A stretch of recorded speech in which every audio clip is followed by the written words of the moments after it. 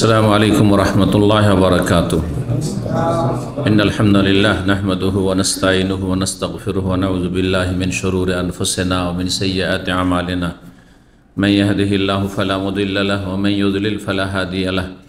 وأشهد أن لا إله إلا الله وحده لا شريك له وأشهد أن محمدا عبده ورسوله صلى الله تعالى عليه وعلى آله وصحبه وسلم تسليما كثيرا. أما بعد فقد قال الإمام البخاري رحمه الله تعالى باب حدثني إسحاق بن نصر قال حدثنا عبد الرزاق عن معمر عن همام بن منبه أنه سمع أبا هريرة رضي الله عنه يقول قال رسول الله صلى الله عليه وسلم قيل لبني إسرائيل ادخلوا الباب سجدا وقول حطة فبدلوا فدخلوا يزحفون على أستاههم وقالوا حبة في شعرة।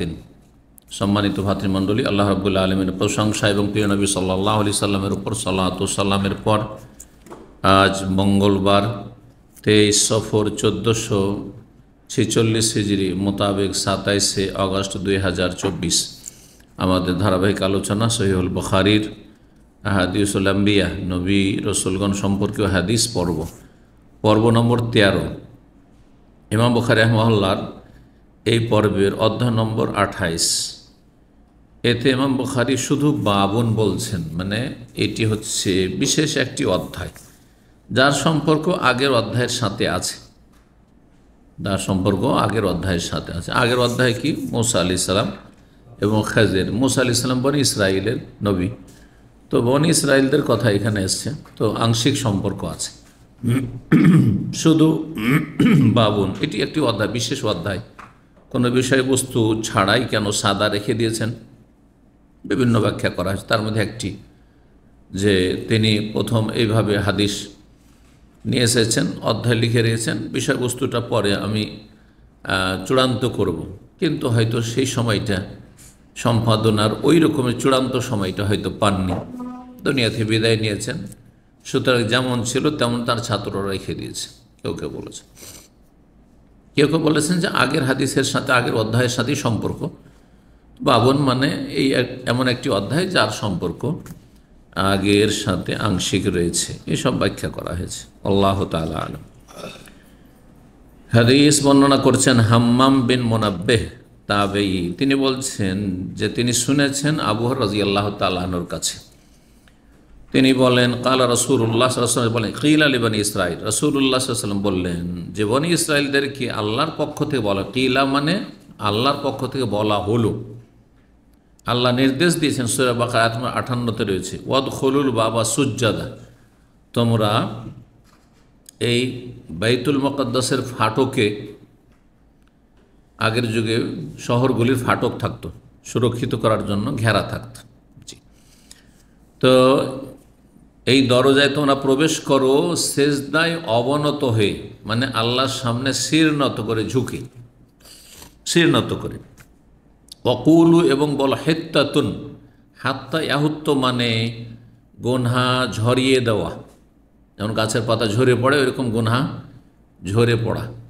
হ্যাঁ, হাদিসে রয়েছে তাহুত্তু খাতায়াহু হুত্তাতানু খাতায়াহু। তো হিত্তাতুন মানে আল্লাহ তোমার কাছে গুনহার মার্জনা, ক্ষমা চাই, গুনহা তুমি মুছে দাও বা ঝরিয়ে দাও আমাদের। আল্লাহ সেজদা করতে বললেন, বা ঝুঁকে আল্লাহর সামনে অবনত হয়ে বিনয় হয়ে প্রবেশ করো, কারণ আল্লাহ বিজয় দান করেছেন আর মাতৃভূমিতে ফিরতে পেরেছো, আল্লাহ শুকরিয়া আদায় করো। আর আল্লাহর কাছে ভুল ত্রুটির জন্য ক্ষমা চাও। এই জন্য মানুষের এটাই উচিত, তাহলে নিয়ামত টিকে থাকবে। যে আল্লাহ যদি কোনো নিয়ামত দেন, খুশির কোনো সংবাদ, অথবা বিজয় দান করেন, অথবা জালেমের জুলুম থেকে আল্লাহ রক্ষা করেন, যে কোনো রকমের ভালো কোনো নিয়ামত যদি পান, তাহলে আল্লাহর সামনে বিনয়ী হইতে হবে। সিজদায় অবনত হওয়া থেকে কী শিক্ষা পেলাম? আল্লাহর সামনে ঝুঁকে যেতে হবে। নবীর সাথে মক্কা বিজয়ের দিনে ওঠের পিঠে এমনভাবে ঝুঁকে গেছেন, বিনয়ী হয়। কিন্তু আজকালকার মানুষ কি মুসলিম কি অমুসলিম, যদি জয়ী হইতে পারে তাহলে হ্যাঁ, পাপের শেষ নেই, অহংকারের শেষ নেই, আর সীমালঙ্ঘনের শেষ নেই, আর খুন খারাপের শেষ নেই, অন্যায় অত্যাচারের শেষ নেই, লুটপাটের শেষ নেই। আল্লাহ নিয়ামত কেমনকে টিকাবেন? আজকে কারো লুটপাট করবেন, কালকে আপনাদের লুটপাট করবে, তিলকাবে তিলকা, এটাই চলতে থাকবে। এটি হচ্ছে আল্লাহর নীতিমালা, সুন্নাতুল্লাহ। দেখেন, আপনি ইতিহাস পড়ে দেখেন যে একসময় যারা নির্যাতিত ছিল তারা এখন জুলুম করা শুরু করেছে হয়তো, তখন আবার 2, 4, 10, 20 বছর যাবে, আবার আরেক জালেম শক্তিকে আল্লাহ চাপিয়ে দেবে।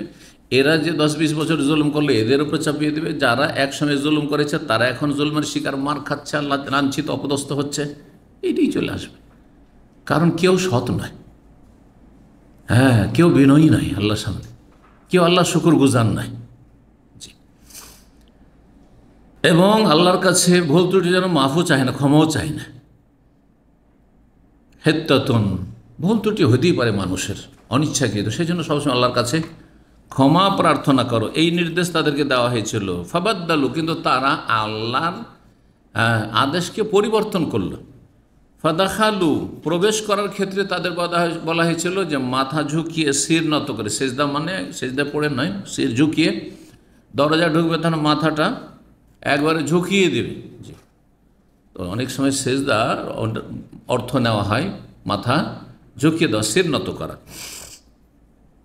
কিন্তু তারা এমন অহংকারী জাতি, ইয়াজহাফুনা আল আস্তায়, প্রবেশ করার সময় তারা নিতম্বে ভর দিয়ে, মাথাকে এদিকে করে নিতম্বে ভর দিয়ে ঢুকছে, যাতে করে আল্লাহর সামনে বা শহরে ঢোকার সময় মাথা নত না করতে হয়। অহংকারী, কিভাবে তারা আল্লাহর বিরুদ্ধাচরণ নাফরমানি করত, অবাধ্য জাতি এই ইহুদি জাতি। আর আল্লাহ বলছেন হিদ্দাতুন, আল্লাহ গুনাহ মাফ করো, গুনাহ মাফ চাও, আল্লাহর কাছে ক্ষমা চাও। তারা এমন কথা বলল যেটি অর্থহীন, অসার কথা, কোনো অর্থ হয় না। যেমন ঘোড়ার ডিমের কোনো অর্থ হয় না, ঘোড়ার ডিমের অর্থ হয়, ঠিক তেমনি এই হাব্বাতুন ফি শাহরাতিন। হাব্বাতুন মানে শস্য, আর ফি মানে মধ্যে, আর শাহরাতুন মানে পশম, চুল। তো পশমের ভিতরে দানা, কোনো অর্থ হইল? তার মানে উদ্দেশ্য কি? উদ্দেশ্য কোনো কথা ব্যক্ত করা, উদ্দেশ্য হচ্ছে দুষ্টমি করা আর আল্লাহর নাফরমানি। আল্লাহ হেত্তাতুন বলতে বলছে, হাব্বাতুন বলবো, বদমাইশি করা, শুধু উদ্দেশ্য নাফরমানি করা, বুঝছেন না? অসৎ উদ্দেশ্য। আল্লাহ নিয়ামতকে টিকিয়ে রাখলেন না, যুগে যুগে জালেমদেরকে চাপিয়েছেন, জালেমরা এসেছে আর ভালো করেই তাদেরকে একবারে পিষিয়ে দিয়েছে। তাদের ইতিহাস রয়েছে, প্রাচীন ইতিহাস রয়েছে। সূরা বনী ইসরাইলের শুরুর দিকে যে মেরাজ আর ইসরার আয়াতের পরে তাদের কথা বর্ণনা করা হয়েছে, যে জালেম শাসকদেরকে তাদেরকে চাপিয়ে দিয়েছেন আর এমন করে তাদেরকে পিষিয়ে দিয়েছে, একবারে বড় জুলমের শিকার হয়েছে। জালেমরাই জুলমের শিকার হয়, আর যারা জুলম করে না সাধারণত জুলমের শিকার হয় না। কিছু তো বঞ্চনা আছে, বঞ্চিত তো করবেই, ওটা তো আছে। আমাদেরও স্বার্থ নেই, তাদের কাছ থেকে আমাদের স্বার্থ হাসিল করতে হবে, ন্যায্য অধিকার করতে হবে, আল্লাহর কাছে চাইব, আল্লাহ যতটা দিবে দিবে, জালেম জুলুম করতেই থাকবে। সুতরাং অত কষ্ট নেই, চাকরি পাই না কষ্ট নাই, বিদেশে পড়ে আছেন কষ্ট নাই। কিন্তু যদি মরিয়া হন, আমরা অধিকার পেলাম না, সুতরাং যারা অধিকার দেয়নি তাদেরকে দেখবো, তো এই করবো, আবার করলেন, আবার যখন ওরা সুযোগ পেলেন আপনাদেরকে ওইভাবে একবার পিছিয়ে দিল, চলতে থাকবে। ক্ষেত্রে সতর্ক সাবধান, কখনো যেন জুলম না হয়। সাধারণ মানুষ যারা কারো কোনো ক্ষয়ক্ষতি করেন না, সাদা সিধা চলাফেরা করে, সাধারণত এদের নিয়ামত আল্লাহ টিকিয়ে রাখেন, কারণ এরা কখনো কারোর ক্ষেত্রে অবিচার করে না। শক্তিশালী হইলেও অবিচার করেন, আর দুর্বল হলেও অবিচার করে না। হাব্বাতুন ফি শাহরাতিন, কিন্তু বাংলা অনুবাদক এখানে এমন অনুবাদ করেছে যেটা আসলে ঠিক নয়। হাব্বাতুন ফি শাহরাতিন, শাহরাতিন কেউ ভেবেছে শাইরাতুন, শাইরাতুন মানে জব, জব বুঝেন তো? জব, জব বুঝেন না? জব, বার্লি, এই জবকে শাইরাতুন বলে, শাহরাতুন বলে না। শাহরাতুন মানে একটা চুল, একটা পশম, শার থেকে। তো শাইরাতুন যদি হতো তাহলে হতো হাব্বাতুন ফি শাইরাতিন, এই অর্থ করেছে যে এটা জবের দানা, জবের দানা। কিন্তু জবের দানার অর্থ কোত্থেকে? তাহলে ভুল অর্থ করেছে অনুবাদক। তো 3404 নম্বর হাদিস মনে করছেন আবু হুরায়রা রাদিয়াল্লাহু তাআলা আনহু। মুসা আলাইহিস সালাম সম্পর্কে আলোচনা চলছে। তিনি বলেন, রাসূলুল্লাহ সাল্লাল্লাহু আলাইহি ওয়াসাল্লাম বলেছেন মুসা আলাইহিস সালাম সম্পর্কে, ইন্না মুসা কানা রাজুলান হাইয়্যান সিত্তিরান, নিশ্চয়ই মুসা আলাইহিস সালাম একজন বড় লজ্জাশীল মানুষ ছিলেন। এবং সব সময় শরীরকে ঢেকে রাখতেন, আবৃত রাখতেন। কখনো খালি গায়ে থাকতেন না, খালি গায়ে থাকতেন না। খালি গায়ে মানে এই নয় যে বিবস্ত্র উলঙ্গ। যারা বেশি ভদ্র তারা গেঞ্জি ছাড়াও থাকবে না, খালি গায়ে, খালি গায়ে থাকবে না। বাড়ির বাইরে বাড়ির গেটের বাইরে খালি গায়ে যাবে, ঠিক না? সবাই পারবে এই কাজটা? একটা কৃষি কাজ যারা করে সেটা পারে, একজন শিক্ষিত লোক পারবে এই কাজটা করতে। তো এইরকম ছিল। এমনকি সেই যুগে বিবস্ত্র হওয়া জায়েজ ছিল, বস্ত্রহীন হওয়া জায়েজ ছিল গোসল করার সময় মানুষের সামনে। আর এই উম্মতের বিধান হচ্ছে যে কোনো মানুষের সামনে জায়েজ নয়, কিন্তু নির্জনে জায়েজ, নির্জনে জায়েজ। তারপরে কেউ নির্জনও যদি শরীরে কাপড় রেখে গোসল করে বা কাপড় বদলায় তো কোনো অসুবিধা নেই, ভালো, আরও ভালো। কিন্তু এটা জরুরি মনে করলে হবে না, কারণ আমাদের দেশে আমার বাড়াবাড়ি আছে। হ্যাঁ রে, কেউ ন্যাংটা হয়ে গোসল করে নাকি? মনে হচ্ছে খুব অপরাধ করে দিল। আর নির্জনে কেউ দেখছে না। যদি বলে যে ফেরেশতা দেখছে, তো ফেরেশতা সবসময় দেখছে, ফেরেশতা সবসময় দেখছে। স্ত্রীর হবস যা যেন তখনও দেখছে। হ্যাঁ, কোন সময় যাবেন আপনি, কখনো আপনি বিবস্ত্র হন না? হ্যাঁ, ফেরেশতা তো আপনাকে ছাড়বে না। বলছে আল্লাহ দেখছে, আল্লাহ তো সবসময় দেখছে। বোঝা গেছে না? সুতরাং এইসব যুক্তি দিয়ে আপনি হাদিসের বিধানে যেটা জায়েজ করা হয়েছে সেটাকে আপত্তিকর মনে করলে আপনার জ্ঞানের ত্রুটি রয়েছে। যেটা জায়েজ আপনি করিয়েন না, সেটা আলাদা কথা। জি। তো মুসা আলাইহিস সালামের যুগের লোকেরা মানুষের সামনে কি করতো? উলঙ্গ হয়ে গোসল করতো। মুসা আলাইহিস সালাম তা করতেন না, বড়ই লজ্জাশীল ছিলেন। সিত্তিরান মানে সবসময় শরীরকে ঢেকে রাখতেন। লা ইউরা মিন জিলদিহি শাই, শরীরের কোনো অংশ দেখতে দিতেন না, গোটাটা ঢেকে রাখতেন। তাহলে যত লম্বা ঢেলা ঢালা লেবাস পরে তত ভালো, তত ভালো। দেখেন যারা খুব বেশি ভদ্র আরব দেশে, তারা মাথা খোলা রাখে না। শুধু টুপি না, টুপির এটা না থাকলেও তারা অভদ্রতা মনে করে। হ্যাঁ, ঠিক না? এই জন্য ইমাম সাহেব কোনো সময় হয়তো বাইরে বেরোচ্ছে নিজের বাসা থেকে, তখন টুপিতে থাকতে পারে, কিন্তু যখন মসজিদে আসে এই গুতরা লাগিয়ে, সেমাক লাগিয়ে, রুমাল লাগিয়ে আসছে, বরং তার সাথে আলখাল্লা লাগিয়ে আসছে, বিস্তে লাগিয়ে আসছে। তাহলে এটি ছিল মুসা আলাইহিস সালামের চরিত্র প্রাকৃতিকভাবে, যে তার শরীরে কোনো অংশ তিনি দেখাতেন না কাউকে। ইস্তেহিয়া মিনহু, বড়ই লজ্জার কারণে, বড় লজ্জাশীল মানুষ ছিলেন। ফাযাহু মান আযম বনি ইসরাঈল, বনি ইসরাঈলের কিছু কিছু লোক তাকে বড় কষ্টই দিল। হ্যাঁ, কথার দ্বারা কষ্ট দেওয়া। কি কষ্ট দেওয়া?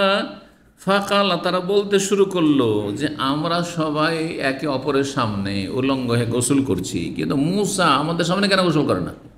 ও দূরে গিয়ে লুকিয়ে কেন গোসল করছে? ঘাটে গোসল করলে যখন সবাই গোসল করে চলে গেছে, অত নির্জনে যে জায়গার নজরে আসছে না ওই জায়গায় গোসল করছে। আমাদের সামনে তো কখনো তাকে বিবস্ত্র হতে দেখলাম না। সেই ধর্মে জায়েজ ছিল, কিন্তু দিন ইসলামে জায়েজ নেই, হারাম। জি। আওরাতে গালিজা যদি কেউ খোলা রাখে, মানে কেউ যদি উলঙ্গ হয়, হ্যাঁ, সাবালক সাবালিকা কারো সামনে, তাহলে কাবিরা গুনাহ সেটি, কাবিরা গুনাহ সেটি, অশ্লীলতা, ফাহিশা সেটি, নোংরামি। যেমন জেনা অশ্লীলতা, সমকামিতা অশ্লীলতা, ন্যাংটা হওয়া অশ্লীলতা, যে ফাহিশা। ন্যাংটা হয়ে তা অফ করতো। হ্যাঁ, আরবদের, হ্যাঁ, যারা মুশরিক, যাদের মধ্যে কুসংস্কার ছিল, বাইরে থেকে আসতো, মক্কা এসে কাপড় ধার চাইতো। হ্যাঁ, যে ব্রাহ্মণদের কাপড় লাগবে, যেমন হিন্দুদের মধ্যে ব্রাহ্মণরা পুত পবিত্র, আর বাকিগুলো সব শূদ্র, সব হ্যাঁ ডম মেথড, এইসব নিকৃষ্ট। হ্যাঁ, ওদের 4টি কাস্ট আছে। ঠিক তেমনই আরবরাও ভাগ করে দিয়েছিল যে মক্কার লোক খুব পাক পবিত্র, সুতরাং মক্কা আসলে কাপড় ধার করতে হবে, আর তাদের কাপড় পরে তফ করতে হবে। আর যদি কাপড় না পাওয়া যায় তাদের, তাহলে এই নিজের কাপড় পরে তফ করা যাবে না। কি করতে হবে তাহলে? পুরুষ নারী সব সাবালক সাবালিকা উলঙ্গ হয়ে বাইতুল্লাহর তওয়াফ করত। আল্লাহ তাদের এই ভ্রান্ত ধর্ম সম্পর্কে, আর এটাই হচ্ছে যখন বাইতুল্লাহর তওয়াফ করা উলঙ্গ হয়ে আল্লাহ হারাম আর ফাহিশা বলেছেন, তাহলে ন্যাংটা পীর হচ্ছে ফাহিশ, ন্যাংটা সাধু হচ্ছে ফাহিশ, অশ্লীল চরিত্রের এরা। বলে ইন্নাল্লাহ লা ইয়ামুরু বিল ভাষা, তাদেরকে বলে দাও যে এই যে উলঙ্গ হয়ে বস্ত্রহীন হয়ে যে আবার তওয়াফ করে এরা, আল্লাহ এমন কোনো ধর্ম দেননি যাতে অশ্লীল কথা কাজে নির্দেশ দিয়েছেন, কোনো পারমিশন নেই। জি।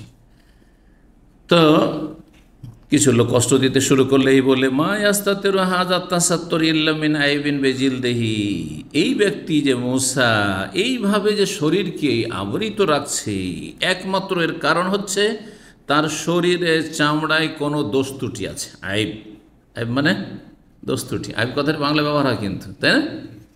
দোষ ত্রুটি আছে।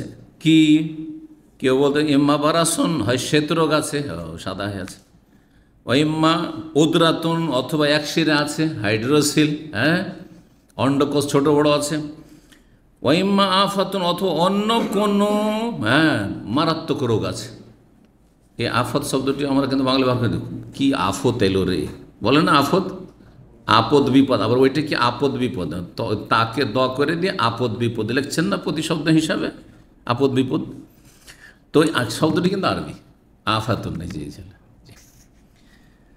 ওয়াইনাল্লাহ আরাদা ইউবের, আল্লাহ চাইলেন যে এরা যে এইভাবে তার দোষ চর্চা করছে অথচ এর কোনো বাস্তবতা নেই, ডাহা মিথ্যা কথা, এসব কথা বলছে, আল্লাহ তাকে দোষমুক্ত করতে চাইলেন। মিম্মা কালু, তাদের এইসব কথা মিম্মা কালু মূসা, যা তারা বলতেছিল মূসা আলাইহিস সালাম সম্পর্কে। সুতরাং ঘটনা ঘটল কি, ফাখালা ইয়াওমান ওয়াহদাহু, একদিন তিনি নির্জনে গিয়েছেন একাই গোসল করার জন্য। ফাওয়াদা সিয়াবাহুল আল হাজারিয়া, তার একটা পাথরের ওপর কাপড় রেখেছেন, কারণ মরুভূমিতে কাপড় রাখলে কোথায় রাখবেন, পাথরটা ধরে রাখতে হবে, গাছপালা তো নেই।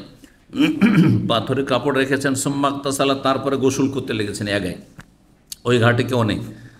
আর বনি ইসরাইল কিছু দূরে আর এক ঘাটে সব একাকার হয়ে গোসল করছে, ওখানে বনি ইসরাইল জমা হয়ে আছে।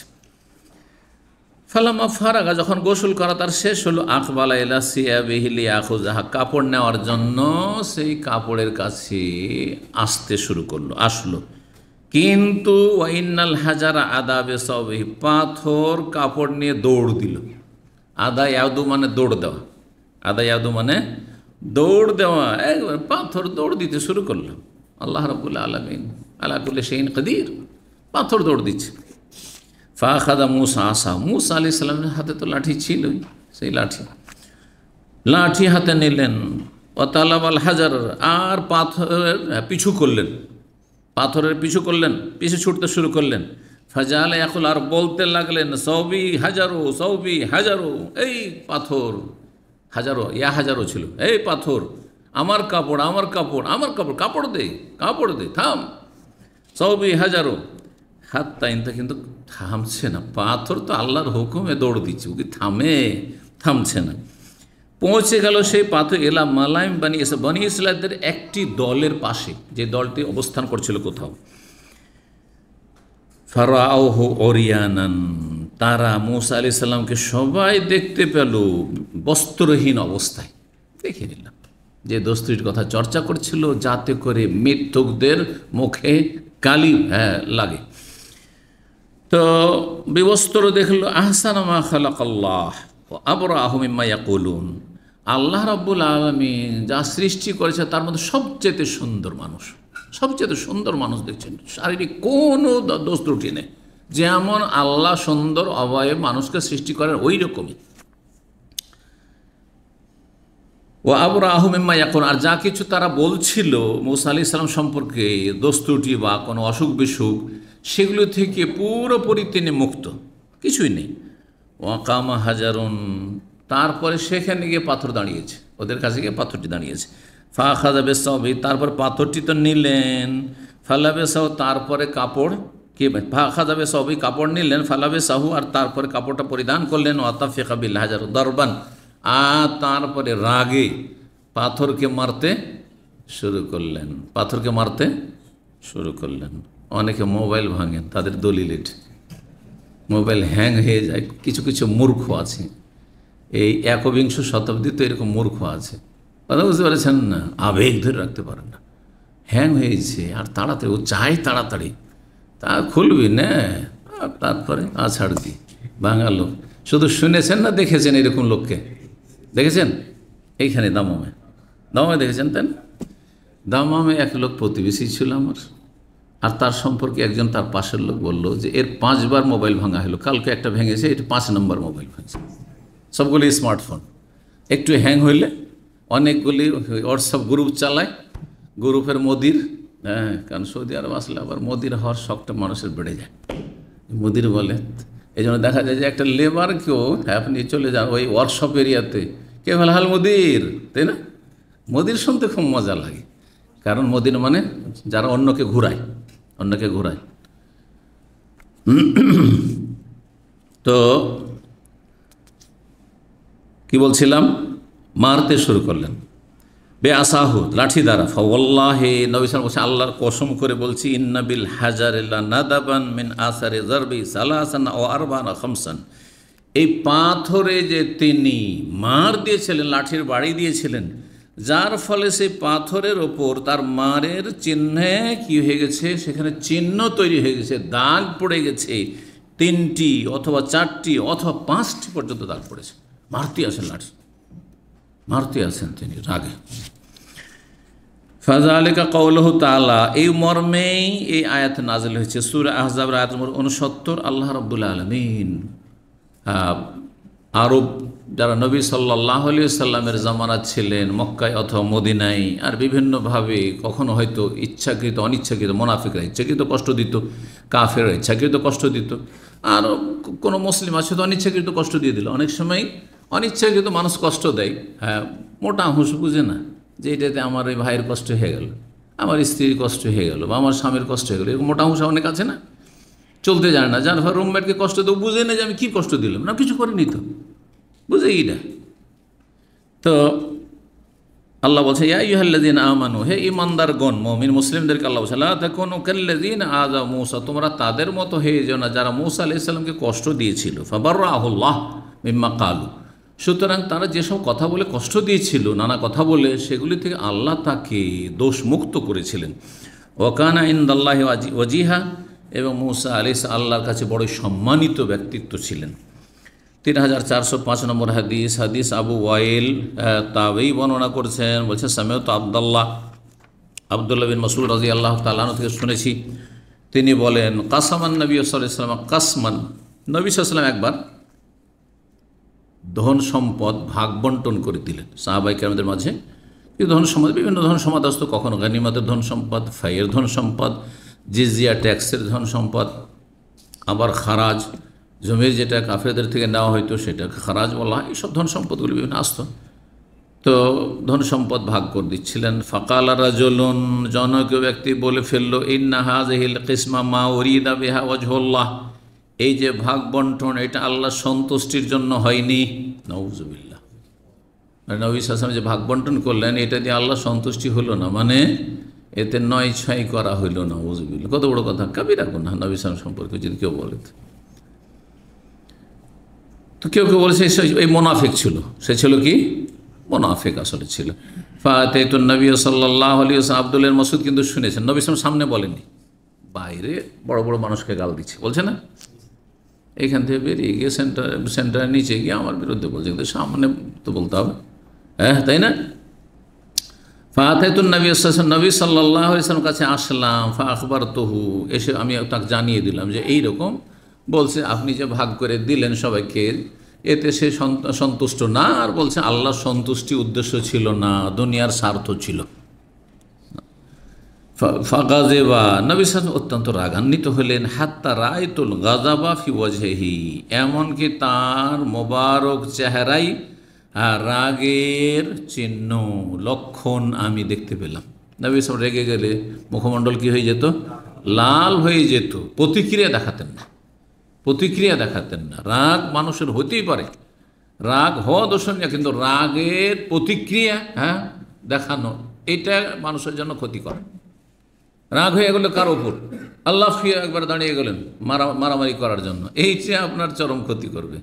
রাগ হয়ে গেল কোনো কিছু ভেঙে ফেললেন আপনি, রাগ হয়ে গেল এটা সেটা করে ফেললেন, রাগ হয়ে গেল একটা গাল দিয়ে দিলেন, এটা প্রতিক্রিয়া, এটা দুনিয়া আখেরা ধ্বংস করবে।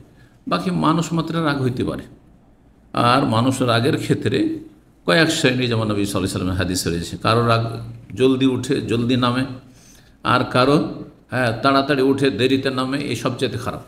তা উঠে গেল তাড়াতাড়ি, আবার নামার ক্ষেত্রে অনেক দেরি, এই সবচেয়ে খারাপ মানুষ। আর তাড়াতাড়ি উঠলো আর তাড়াতাড়ি পড়ে গেল, এটা এক শ্রেণীর। আর সবচেয়ে ভালো কে, দেরিতে উঠলো কিন্তু তাড়াতাড়ি পড়ে, রাগে না রাগে না রাগে না, আর রেগে গেলেও সামান্য মুহূর্তের মধ্যে শেষ, এ সবচেয়ে ভালো। কিন্তু অধিকাংশ লোককে দেখা যায় যে রাগে না রাগে না, আমাদের সমাজের মানুষ রাগে না কলার গাছ, আমাদের অঞ্চলে কথা বলে, আর রেগে গেলে তখন অমুকের বাপ, বোঝা গেছে না? রাগলে আর ও রাগ আর থামতে পারে না, তখন এই খারাপ। কিন্তু তো আল্লাহ হেফাজত করুন, রাগ মানুষকে হালকা করে দেয়, মানুষের আর ওজন থাকে না তখন। বড় বড় জ্ঞানী মানুষ জ্ঞান হারিয়ে ফেলে, ভালো মানুষ অলিউল্লাহ সাথে সাথে শয়তানের অলি হয়ে যায়। সারা জীবন অনেক ইবাদতবন্দি করেছিল, কিন্তু দেখা গেল যে রাগে একজনকে খুন করে দিল। এরকম একজন হাফেজে কোরআন, একজন মৌলভী সাহেব মাদ্রাসা পড়া, আমাকে বলছে যে আমি সামান্য টাকার জন্য একজনকে গিয়েছিলাম টাকা চাইতে, আর টাকা চাইতে গিয়ে টাকা দেবে না এইরকম কচলামি করছে। শেষে আমি তাকে ধরে চেপে ধরেছিলাম, কিন্তু আমার মারার উদ্দেশ্য ছিল না। তাতে কী যে হইল, লোকটি মরে গেল। হাউজুবিল্লাহ, আমাকে আজকে থেকে 10-12 বছর আগের ঘটনা, আশেপাশের কোথাও এক ঘটনা ছিল। তো যাই হোক, এরকম ঘটনা ঘটেছে। তো আমি এখন কি করতে পারি? আল্লাহুল মুস্তাআন। চিন্তা করুন তো দেখি, ওইটা টাকা। আর একটা বিচার, আমি কাতিফ কোর্টে বিচারে গেছিলাম, আর শেষ যে কেসাস সেই সময় পর্যন্ত ছিলাম, আর যখন সেখানে কেসাসটা হইল, তো সুবহানাল্লাহ, চোখের সামনে কেসাস, মাত্র 1900 রিয়াল পেত, কিন্তু শিয়া জালেম কফিল 1900 রিয়াল। এই 1900 রিয়ালের জন্য তাকে বলছে টাকাটা দেবে না, টাকা দেবে না, ধরে নিয়ে তাকে জবাই করে দিয়েছে। নাউযুবিল্লাহ, নাউযুবিল্লাহ। চিন্তা করুন, পরিণাম যদি চিন্তা করেন, তারপরে 1900 রিয়াল কিছু না, আপনার জীবনের কত মূল্য, বেঁচে থাকতেন আপনি। হ্যাঁ, আর আখিরাত আল্লাহর কাছে পেতেন। দুনিয়া তো আল্লাহ অনেক বরকত দিয়ে দিত এই জালেমের জুলমের কারণে, কিন্তু কি হইল? আপনার জীবনটা শেষ হয়ে গেল। আপনার জীবন শেষ হলো, আপনি এত বড় কাবিরা গুনাহ করলেন, শিরকের পর সবচেয়ে বড় কাবিরা গুনাহ। আপনার স্ত্রী বিধবা হইল, আপনার ছেলে মেয়েগুলো এতিম হয়ে গেল, আপনার বৃদ্ধ বাপ মাতা গেল, অসহায় হয়ে গেল। কত ক্ষতি করলেন আপনি, চিন্তা করতে। শুধুমাত্র কিসের জন্য? রাগের জন্য, আর কিছু না, রাগ। এই জন্য নবী সাল্লাল্লাহু আলাইহি ওয়াসাল্লাম, লা তাগযাব, রাগিও না, রাগ দেখাবে না, রাগকে কন্ট্রোল করো। আল্লাহ তৌফিক দান করুন। সুম্মা কালা, তারপরে বললেন রাসূলুল্লাহ, ইয়ারহামুল্লাহ মূসা, আল্লাহ মূসা আলাইহিস সালামের উপর রহম করুন। ফাকাদ উযিয়া বিআকসারা মিন হাযা, আমাকে কি কষ্ট দেওয়া হয়েছে, আমার চেয়ে বেশি তাকে কষ্ট দেওয়া হয়েছে। বনি ইসরাইল এরা বড়ই বদতমিজ, বদমাশ জাতি ছিল, বড়ই কষ্ট দিয়েছে। ফাসাবারা, কিন্তু তিনি ধৈর্য ধারণ করেছেন, সবর করেছেন, আমিও সবর করছি। 29 নম্বর অধ্যায় বলছেন, বাবুন, এই অধ্যায় হচ্ছে ইয়াকুফুন আলা আসলামিল্লাহুম, সূরা আরাফের 38-এ রয়েছে যে বনি ইসরাইল এমন একটা জায়গায় গেল, দেখলো এক জাতিকে যারা তাদের মূর্তি পূজা করছে, আস্তানাতে তারা ধর্ণা দিচ্ছে। সূরা আরাফের 29 রয়েছে, ইন্না হাওলা মুতাব্বারুন, মুতাব্বারুন তাবার থেকে, তাবার মানে ধ্বংস, ওয়ালা তাজিদিজ জালিমিনা ইল্লা তাবারা, সূরা নূহে রয়েছে। তাবারা মানে হালাকান। তো তারপরে মুতাব্বারুন মানে তাহলে কী হবে? ইমাম বুখারী অনুবাদ করছেন, মানে ব্যাখ্যা করছেন, খুসরান না ক্ষতিগ্রস্ত, যে ধ্বংস প্রাপ্ত সে হচ্ছে ক্ষতিগ্রস্ত। তো মুতাব্বারুন মানে ধ্বংস হওয়া, আর মুতাব্বারুন মানে ক্ষতিগ্রস্ত। ক্ষতি হইলেই ধ্বংস, সর্বনাশ, সেটা আংশিক হোক আর পুরোপুরি হোক। সূরা ইসরা, সূরা বনী ইসরা আয়াত নম্বর 7 রয়েছে, ওয়ালিউতাব্বিরু মা আলাউ তাদবির, ওয়ালিউতাব্বিরু, যাতে করে তারা ধ্বংস করে। লিউদাম্মিরু, তাদবির, লিউদাম্মিরু মানে তাতে, যাতে করে তারা ধ্বংস করে। মা আলাউ, ওই সমস্ত কিছুকে যেসবের ওপর তারা বিজয় লাভ করে। যে কোনো বিজয়ী জাতি যারা পরাজিত তাদের ওপর কি করে? হ্যাঁ, ধ্বংসযজ্ঞ চালায়, খুন করে, লুটপাট করে, ছিনতাই করে, আর সীমালঙ্ঘন করে, আর কত নানান রকমের অত্যাচার করে। এটা হচ্ছে জালেম বিজয়ীদের অবস্থা। পক্ষান্তরে যারা আদেল, সুবিচারকারী, নবী সাল্লাল্লাহু আলাইহি ওয়াসাল্লাম বিজয়ী হয়েছেন, মক্কা বিজয়ী করেছেন, কোনো জুলুম অত্যাচার করেছেন না? সবকে বলেছেন, ইযহাবু, যাও, ফাআনতুমুত তুলাকা, তোমাকে ছেড়ে দিলাম, তোমাদের কোনো তিরস্কার নেই, কোনো ধরা ধরা। ইউসুফ আলাইহিস সালাম যখন এই ভাইগুলোকে পেয়ে গেলেন, যারা কত কষ্ট দিয়েছে, বরং তারা ভেবেছিল আমরা মেরেই দিলাম একে, কূপে ফেলে মরেই গেছে সে। যখন সামনে পেলেন, কোনো প্রতিশোধ নিয়েছেন? কি বলেছেন? লা তাসরিবা আলাইকুমুল ইয়াওম, আজকে কোনো প্রতিশোধ নেওয়া তো দূরের কথা, আর গালমন্দ করা তো দূরের কথা, কোনো তিরস্কার না, ভৎসনাও না, তোমরা এটা কাজ করেছিলে আমার সাথে, তোমরা কি মানুষের কাজ করেছো, তোমাদের এটা করা ঠিক হয়েছে, এগুলো তিরস্কার। এইটাও করেননি। সুবহানাল্লাহ। আমরা কমপক্ষে এতটুকু তো ঘন্টার পর ঘন্টা, মানে যখন দেখা হবে তখন চলতে থাকবে যে আপনি এটা মানুষের কাজ করেছেন, আমি আপনার সারা জীবনে এত উপকার করলাম আর আপনি এইটাই এর প্রতিদান দিলেন আপনি, হ্যাঁ এটা কেমন কাজ হলো বলেন দেখি। সবগুলো তিরস্কার। কিন্তু আম্বিয়া রসুলগণের চরিত্র হচ্ছে যে তিরস্কারও না, কিছুই বলবেন না, মাফ তো মাফ, ভুলে যাও একবারে, পুরো অন্তর থেকে ভুলে যাও। সুবহানাল্লাহ। আমাদেরকে ওইরকম চরিত্র গঠন করতে হবে। উলাইকাল্লাযীনা হাদাল্লাহ, আল্লাহ সূরা আনা বলছেন 25 জন নবীর কথা বর্ণনা করে, হ্যাঁ 25 জনের মধ্যে সেখানে 18 জনের কথা রয়েছে। এরা কি আল্লাহ হেদায়েত দান করেছে, হেদায়েতের সার্টিফিকেট দিয়েছেন। ফাবে হুদাহ মুক্তাদে, তাদের হেদায়েতের অনুসরণ করো, তাদের অনুসরণ করো। যেমন নবী সাল্লাল্লাহু আলাইহি ওয়াসাল্লামের অনুসরণ করতে হবে, লাকাদ কানা লাকুম ফি রাসূলিল্লাহি উসওয়াতুন হাসানাহ, তেমনই সমস্ত নবী রাসূলগণের অনুসারী হইতে হবে। কারণ সবাই তারা সবচেয়ে বেশি চরিত্রবান ছিলেন, সবচেয়ে বেশি ধৈর্যশীল ছিলেন, সবচেয়ে বেশি ন্যায়পরায়ণ ছিলেন, ভালো মানুষ ছিলেন। মা আলাউ মানে মা গালাবু, মানে যেসবের তারা বিজিত হয়েছে। 3406 নম্বর হাদিস বর্ণনা করেছেন জাবের ইবনে আব্দুল্লাহ রাদিয়াল্লাহু আনহুমা, বলছেন কুন্না মা রাসূলিল্লাহ সাল্লাল্লাহু আলাইহি ওয়াসাল্লাম, আমরা রাসূলুল্লাহ সাল্লাল্লাহু সাথে ছিলাম কোনো এক জায়গায়, নাজনিল কাবাসা, আমরা কাবাস পাড়ছিলাম বা কাবাস তুলছিলাম। ফল তোলা বা ফল পাড়া, যদি গাছ থেকে হয় তাহলে পাড়া বলা হয়, আম পাড়া, তাই না? হ্যাঁ, কিন্তু যদি আপনি আঙ্গুর হয়, হ্যাঁ আঙ্গুর হয়, বা আপনার যেগুলো লতাপাতা বিশিষ্ট গাছ, ধরেন টমেটো আছে, হ্যাঁ টমেটো পাড়া বলবেন, কি বলবেন? তোলা। হ্যাঁ, তো নাজিনি জানা এজিনে মানে ফল, হ্যাঁ পাড়া অথবা তোলা। তো কাবাসটা ছিল কি, এটা কাবাস কেউ কেউ বলেছেন যে এটা হচ্ছে আরাক গাছ, যেটা দক্ষিণ অঞ্চলে সৌদি আরবের জিজানে হয়, এমান দেশে হয়। আরাক, যেটার শেকড়ের জড়ের মিসওয়াক এখানে পাওয়া যাচ্ছে, মিসওয়াকটা ওটা কিন্তু জড়ের, কিন্তু এটা আরাক। এটাকে উর্দুতে হ্যাঁ পিল্লু বলে, বাংলায় লিখেছে পিলু, পিলু লিখেছে জানি না, কিন্তু আমাদের দেশে যেহেতু এই গাছ নেই সেই জন্য মানুষের সাথে পরিচিত নয়। তো এই গাছের ফল এই ধরনের হয় কেউ কেউ বলেছেন। আবার কেউ কেউ বলেছেন যে এই গাছটি হচ্ছে চেরি ফলের মতো। চেরি ফল তো বোঝেন, তাই না? আমাদের দেশে চেরি ফল যেটা পানে দেয় ওটা খুবই মিষ্টি থাকে, তাই না? কিন্তু এখানে যেটাকে আরবিতে কারাজ বলা হচ্ছে, কারাজ, মার্কেটে কারাজ পাওয়া যায়, কিন্তু এখানে কারাজটাই কিন্তু ইংরেজিতে চেরি বলছে। কারাজকে কি বলছে? চেরি বলছে। কারাজটা দেখতে আমাদের দেশের ঠিক কাছাকাছি জামের মতো, জাম নয় কিন্তু জামের মতো। জাম গাছ তো উঁচা বড় গাছ হয়, জাম গাছ দেখেছেন? দেশে থাকবেন আর জাম গাছ দেখবেন না মানে কি, তুমি স্কিন জাম গাছ থেকে জাম পেড়ে খেয়েছি আমরা। তো জামের মতো দেখতে, কিন্তু এই চেরি গাছ হচ্ছে লতাপাতা বিশিষ্ট গাছ। তো এইরকম গাছ। জি, তো আমরা কি করছিলাম, সেই ওই চেরি ফলের মতো ওর কাছাকাছি ফল, আপনি গুগলে সার্চ দিলে দেখবেন যে দেখতে একবারে ওই কারাজ ফলের কাছাকাছি, কিন্তু কারাজ ফল সেম কারাজ নয়, কারাজের কাছাকাছি এইরকম ফল। এগুলি আমরা সেই যুগে হতো ফলন, এগুলি আমরা কি তুলছিলাম। রাসূলুল্লাহ সাল্লাল্লাহু আলাইহি ওয়াসাল্লাম তখন বলছেন আমাদেরকে, আলাইকুম বিল আসওয়াদে, তোমরা কালোগুলি তুলো, মানে লালগুলি তুলিও না। কালো থাকে লাল, কোনটা বেশি মিষ্টি থাকে? হ্যাঁ, কালোটা বেশি মিষ্টি থাকে, জামের ক্ষেত্রে ওইরকম। তো বলছে আলাইকুম বিল আসওয়াদে মিনহু, তোমরা কালোগুলি তুলো, ফাইন্নাহু আতিয়াব, সেটা বেশি সুস্বাদু। তাইয়্যিব থেকে আতিয়াব, বেশি সুস্বাদু সেটা। সাহাবীরা অবাক হচ্ছেন যে এইটা বনে জঙ্গলে এই কারাজ গাছ বা এই গাছ হয়, কাবাস গাছ হয়, তো নবী সাল্লাল্লাহু আলাইহি ওয়াসাল্লাম জানলেন কি করে? নবী সাল্লাল্লাহু আলাইহি ওয়াসাল্লাম মক্কার মানুষ, এই বনের খবর কি করে জানলেন?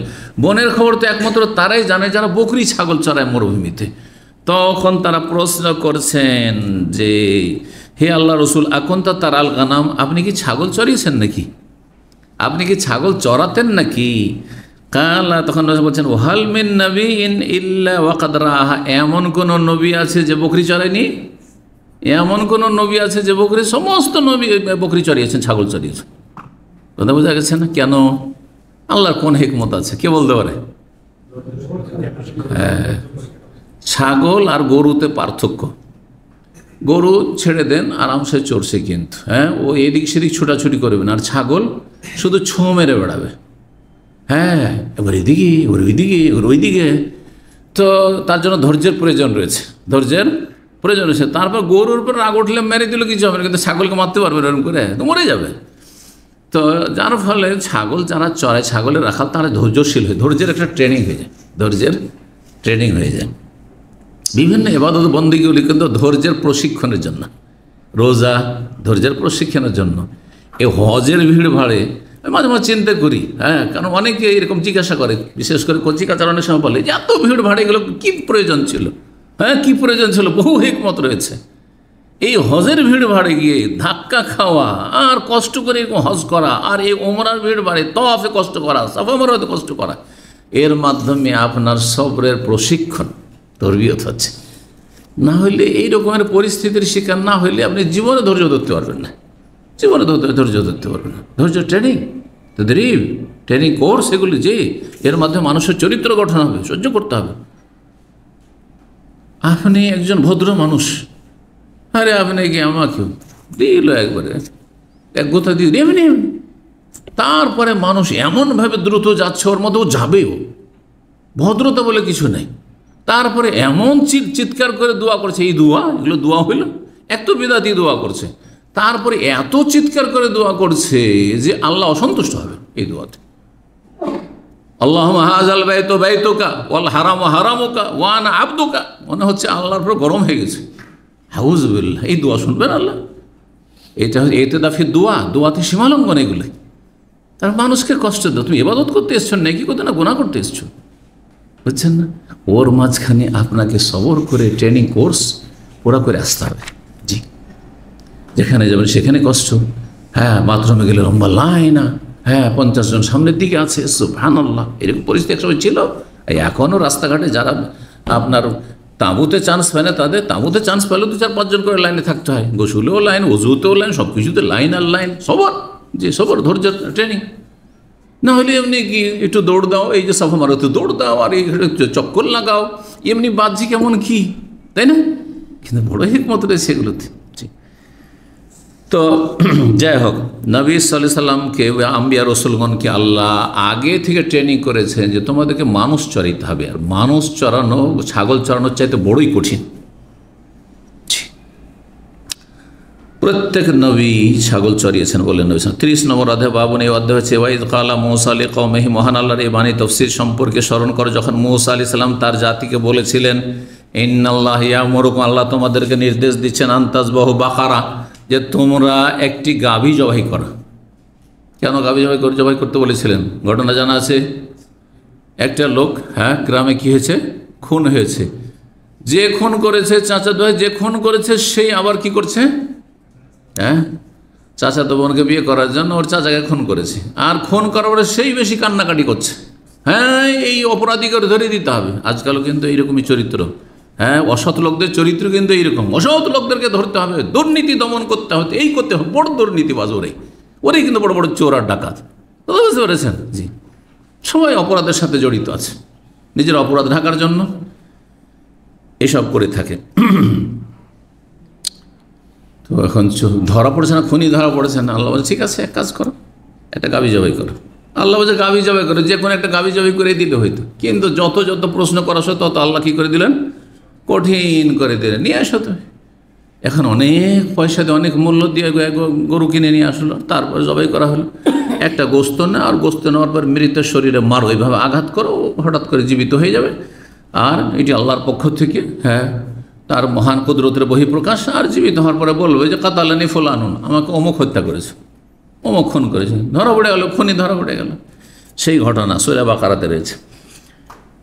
আল্লাহ তোমাদের নির্দেশ দিয়েছেন একটি গাভী জবাই করে। ইমাম আবুল আলিয়া বলছেন, সেই গাভীর বর্ণনা সম্পর্কে, আওয়ানুন বাইনা যালিকা ফাফআলু মা তুমারুন, সেই গাভীটি যেন কি হয়, আওয়ান, আওয়ান মানে সেটি যেন একবারে বাছুরও না হয়, অল্প বয়সের না হয়, আর যেন বুড়ো বৃদ্ধও না হয়, মাঝামাঝি হয়, মাঝামাঝি বয়সের, মানে 6 মাস 8 মাসেরও না হয়, যেন 1.5-2 বছর হয়, 5 বছরেরও না হয়, হ্যাঁ 4 বছর 5 বছর 6 বছর এরকম না হয়, জানতেছি।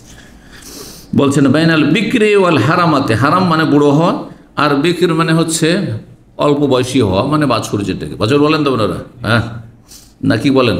যদি গাভী হয় তাহলে বকন বলা হয়, বকন বুঝেন? হ্যাঁ, মাশাআল্লাহ। ফাঁকে উল্লাহ নহা, আর রংটা কি হইতে হবে?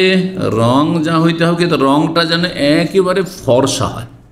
ফর্সা, ফর্সা মানে সাদা বলছি না, ফর্সা মানে মানে কোনো রঙের সংমিশ্রণ না থাকে, পুরোটা একবারে খালেস একই রঙের যেন। ফাঁক পরিষ্কার, উজ্জ্বল, গাঢ় যে রংটি হবে সেটি, কারণ রং একই রঙের দুই রকম আছে, একটা হচ্ছে লাইট কালার, একটা হচ্ছে ডিপ কালার, বলছেন না আজকাল? হ্যাঁ, তো যেন সেটা কি হয়, উজ্জ্বল হয়। তাহলে ফাঁকন মানে উজ্জ্বল রঙের, আর সেটি হবে সাফরাও মানে, সাফরা মানে হলুদ রঙের। হলুদ রঙের দেখেছেন গরু গাই দেখেছেন?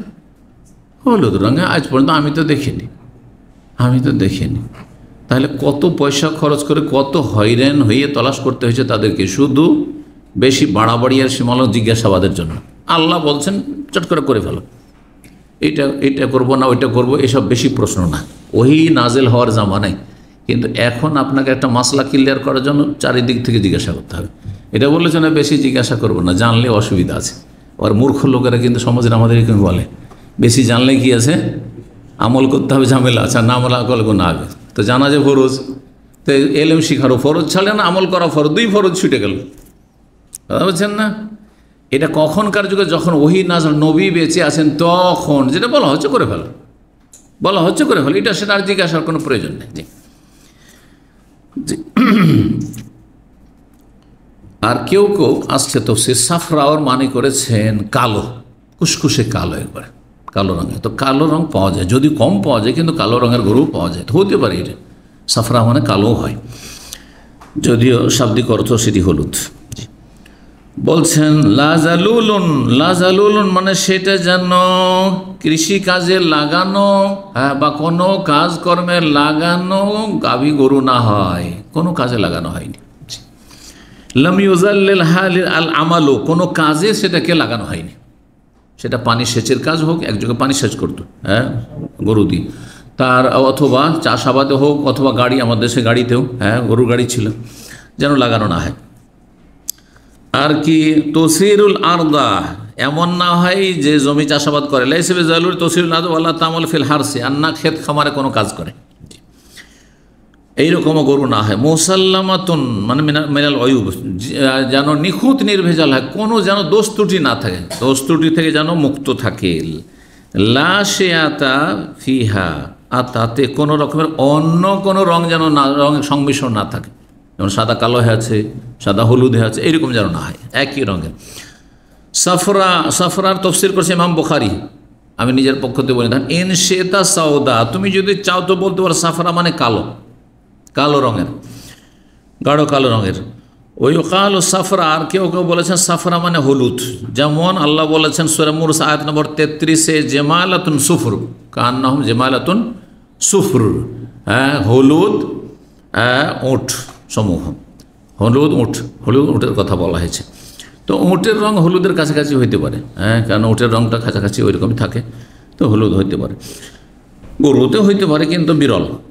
তারপরে সূরা বাকারা 72 রয়েছে, ওয়াইজ কাতালতুম নাফসান, স্মরণ করো হে বনী ইসরাঈল, তোমরা একজনকে তোমরা হত্যা করেছিলে, ফাদ্দারাতুম ফিহা, তারপরে একে অপরের উপর দোষ চাপাচ্ছিলে, এই ওরাই করেছে, বলছে ওরাই করেছে না, তোমরাই করেছো, শুধু একেবারে দোষ আরোপ করছে শুধু। তা আল্লাহ বলছেন আচ্ছা ধরিয়ে দিচ্ছি, খনি ধরিয়ে দিচ্ছি। ফাদ্দারাতুম ফিহা, আবার কেউ তো তাফসীর করেছেন ইমাম বুখারী বলছেন ইখতালাফতুম, তোমরা বিতর্কে জড়িয়ে গিয়েছিলে, এই খুনের ঘটনা নিয়ে আপোষে তর্ক বিতর্ক ঝগড়া বিবাদে জড়িয়ে গেছিলে, সেটাও হইতে পারে। 31 নম্বর অধ্যায় বলছেন বাবুন, এই অধ্যায় হচ্ছে ওয়াফাত মুসা আলাইহিস সালামের ইন্তেকাল সম্পর্কে। ওয়াফাত মানে কি? ওয়াফাত মানে হায়াত না? ওয়াফাত মানে হায়াত।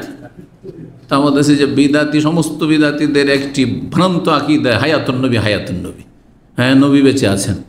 আর শুধু তাই না, শেষ নবী না, সমস্ত নবী বেঁচে আছেন, বরং অলিরাও বেঁচে আছেন, জিলানিও বেঁচে আছে, চিস্তিও বেঁচে আছে, শাহজাহানও বেঁচে আছে, আর জ্যান্ত পুঁতে দিয়েছে, ঠিক না?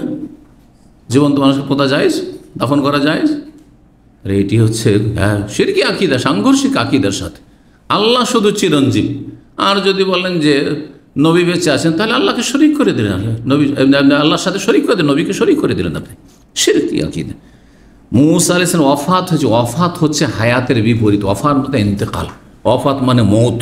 হ্যাঁ, ওয়াফাত কেন বলা হয়? কারণ আত্মা গ্রহণ। হ্যাঁ, আত্মা, আল্লাহ ইয়াতাওয়াফাল আনফুস, আল্লাহ আত্মাগুলি গ্রহণ করেন, সেজন্য ওয়াফাত বলা হয় মৃত্যুকে। ওয়া যিকরুহু বাদু, আর তারপরে তার আলোচনা সম্পর্কে তার জীবনের কিছু কথা বলছেন। আবু হুরায়রা রাদিয়াল্লাহু তাআলা বর্ণিত হাদিস নম্বর 3407, উরসিলা মালাকুল মউত ইলা মুসা আলাইহিস সালাম, মুসা আলাইহিস সালামের কাছে মালাকুল মউত আলাইহিস সালামকে পাঠানো হলো। হ্যাঁ, মরণের দায়িত্বশীল যিনি প্রধান ফেরেশতা, তার নাম কি? হাদিস আসলো কি? মালাকুল মউত। কিন্তু আমাদের দেশীয় হুজুর আর বক্তাদের একটি নাম আছে, সেটা হলো আজরাইল। কোন হাদিসে আছে? কোন আয়াতে? আয়াতে তো নেই, হাদিসে। যান, ওদেরকে টাইম দেন, আমার পক্ষ থেকে দিয়ে দিন। বলছে একটা হাদিস চেয়েছে যে যেখানে আছে আজরাইল, ওই মালাকুল মউত, মরণের দায়িত্বশীল ফেরেশতার নাম আজরাইল, একটা হাদিস শুধু। হ্যাঁ, কিতাব থেকে ফটোকপি করে দিয়ে দেন, মোবাইলে পাঠিয়ে দেন, হ্যাঁ হোয়াটসঅ্যাপে, আর আমাকে পাঠিয়ে দেন। কোথায় আছে? কিয়ামত পর্যন্ত সময় থাকলো। তাহলে কেন এইসব বিদআতি নাম বলবেন? আপনার বাপের নাম যদি আরেকটা নাম দিয়ে দিত, আপনাকে খারাপ লাগবে না? আপনার নাম যেটা আপনার বাবা মা রেখেছে সেটাকে বদলে দিতে আরেকটা নতুন নামে ডাকি, খারাপ লাগবে না? অবশ্যই খারাপ লাগবে। তাহলে আপনার আমার কোথা থেকে অধিকার হইলো যে আল্লাহ নাম দিলেন? আল্লাহ আপনার বাপ মার নাম দিয়েছেন, সেই নামটা পরিবর্তন করাতে আপনার গায়ের জ্বালা কষ্ট হচ্ছে, আর আল্লাহ স্বয়ং নাম দিচ্ছেন তার ফেরেশতা মালাকুল মউত, আর আপনি আজরাইল বলবেন মানে? আল্লাহ যেন বুঝার তৌফিক দান করেন। এসবগুলি ত্রুটি হচ্ছে আমাদের দেশের আকীদা আমলে ত্রুটি। তো মালাকুল মউতকে পাঠানো হলো কার কাছে? মুসা আলাইহিস সালামের কাছে। কিসের জন্য? আত্মা গ্রহণ করে, রূহ কবজ করার জন্য পাঠানো হইল। কিন্তু মানুষের রূপ ধরে এসছেন। মুসা আলাইহিস সালাম তিনি বুঝতে পারেননি যে ইনি ফেরেশতা, আচ্ছা মানুষের রূপ ধরে এসছেন। তারপরে নবী রাসূলগণের ইন্তেকাল আমাদের সাধারণ মানুষের মতো না, বরং তাদের কাছে আগে থেকে অগ্রিম খবর দেওয়া হইতো, আর তারপরে তাদেরকে বলা হতো আপনার মৃত্যুর সময় ঘনিয়ে এসছে, এই রূহ কবজ করতে অমুক সময় আসা হবে। এইটাও করেন। হঠাৎ করে কেউ যদি কারো বাড়িতে যায়, হ্যাঁ জানায়নি কিছু, আর বাড়ির ভিতরে ঢুকে গেছে, মেনে নেবেন এটা কি? হ্যাঁ, মেনে নেবেন? বড় হাদিসে কি আছে? বাড়িতে ঢোকার নাই, বাড়ি যদি ছিদ্র থাকে, দেয়ালে ছিদ্র আছে, ছিদ্র দেখে যদি এভাবে দেখে, তাহলে কি করে দাও? কি করো? চোখে আঘাত করে তার চোখ যদি কানা করে দাও, তাহলে তোমাকে কোনো এর দিয়ে দিতে হবে না, হ্যাঁ, ক্ষতিপূরণ দিতে হবে না, তোমার জন্য জায়েজ, তুমি গুনাহ হবে না, কারণ সে বড় অপরাধ করেছে। তার যেমন তেমন অপরাধ করে, যে একটা চোখ গেল তবু কিছুই পেল না, সে ক্ষতিপূরণ পেল না। বুঝতে পারছেন না? তাহলে যে কাজটি করেছেন মালাকুল মউত, সেখানে কিন্তু মুসা আলাইহিস সালাম যে কাজটা করেছেন সেটার কিন্তু বৈধতা আছে। যে হঠাৎ করে, মানে আমি জানি যে আমি নবী, আমার কাজ যদি মতের সময় আসতে আমাকে ইনফর্ম করা, জানানো হবে, আর তারপরে তো আমি প্রস্তুত থাকবো, তাই না? এটা হচ্ছে রহস্য। কারণ অনেকের প্রশ্ন, সংশয়, এটা কেমন কথা হইল? মুসা আলাইহিস সালাম কেমন যে একটা ফেরেশতাকে দিলেন, একবারে চোখে চড় মেরে কানা করে দিলেন, হ্যাঁ, বোঝা গেছে? তো এইগুলোর উত্তর দেওয়ার জন্য বললাম যে যদি একজন ভালো মানুষও হয় আর বিনা পারমিশনে আপনার বাড়িতে ঢুকে যায়, তাহলে আপনার অধিকার আছে তাকে অপদস্থ করার। হ্যাঁ, যেমনটা বললাম চোখের ক্ষেত্রে। তো বলছেন যে ফালাম্মা জাহু, যখন আসলেন এই মালাকুল মউত, তখন মুসা আলাইহিস সালাম দেখে আরে আগন্তুক লোক, সাক্কাহু, তাকে একটা চড় লাগালেন, হ্যাঁ, একটা থাপ্পড় দিলেন। ফারাজা ইলা রব্বি, অন্য রিওয়ায়াতে রয়েছে ফাফাকা আইনাহু, তার চোখ কানা করে দিলেন, একটা চোখ কানা করে দিলেন।